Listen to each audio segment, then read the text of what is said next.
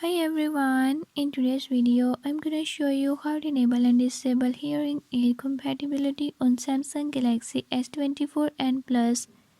In this video I'm gonna show you how to enable and disable it. Before I start, if you are new to my channel, don't forget to subscribe and hit the bell icon. Watch complete video and learn how you can do it. Let's watch the video.